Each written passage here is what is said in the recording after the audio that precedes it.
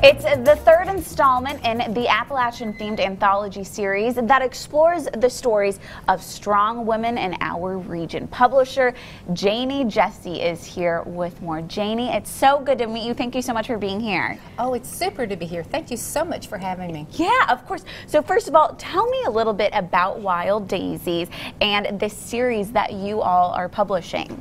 Well, we started this series a few years ago, and we started with Broken Petals. That was the first one. And each book is about this area. The short stories are really a collection of Appalachia-themed stories. And they have a twist to each story. They have a twist to each book. And it focuses on women, their families, so each one brings something different to the table. Oh, that's wonderful. And so you already have these two books that are published that are the first and second installment in this series, and Wild Daisies is the third one. And so tell me a little bit about these other two books that come before Wild Daisies. Well, Broken Petals was our first one, and it really was to bring stories from this region to print, because a lot of the stories here, we made it a theme of how the struggles and the lessons that you learn. So in Broken Petals, it's about the Appalachia teachings, and that goes from generation to generation. Now, Easter lilies, you know, this time of year, a lot of the churches recognize the flower to represent, or it symbolizes hope, purity, and joy. So the stories in Easter lilies really captures joy and some of the hardships along the way, but in the end the joy was there. Wonderful. And so kind of the series in a whole is something that not only reflects everything here in Appalachia, but of course the people and the stories.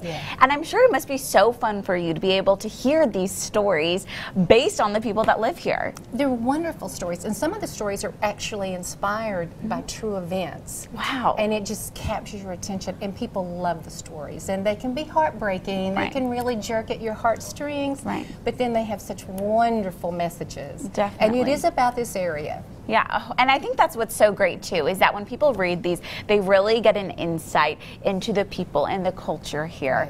And I think what's great too is with Wild Daisies, you all are asking for submissions. Yeah, tell me a little bit about that. Well, the submissions, their guidelines are on our website, and the deadline's March 31st.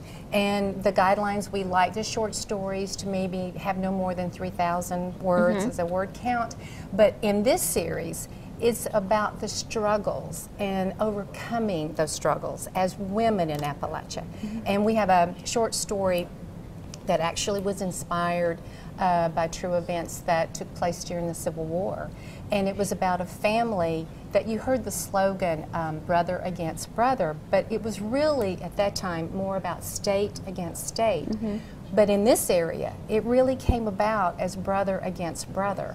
So this story captures what happens in this family where these two brothers actually fight against each other in the Civil War. And there's actually two letters that were written by these two brothers to their mom. So the mom plays a role, obviously, in the struggle with the family there. But those kind of short stories. Wonderful. And I think what's great, too, is that, you know, when you hear stories like that, you get a glimpse into the history of the Tri-Cities. And you can really immerse yourself into what that mother was probably feeling, right?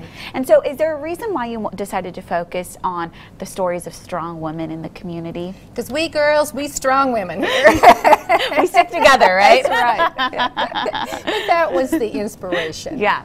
Okay, well, wonderful. Well, we thank you so much. And so if people can find more information, let's remind folks where they can find the submission requirements and everything for Wild Daisies. But it is on our website, jancarolpublishing.com. It gives all the guidelines, and you got to get it in there before March 31st. That's our deadline. Yeah, March 31st is the deadline. So you have plenty of time to write some of your stories. But I think, you know, a lot of people, if they're writing something that's true, it'll just come to them naturally, right? Wonderful. Well, thank you so much for coming on. Thank you. It's come back again and share some of the stories. Share some of the stories that you get. The information and the website is right there on your screen if you want to submit something for Wild Daisies. Make sure you get it in by March 31st.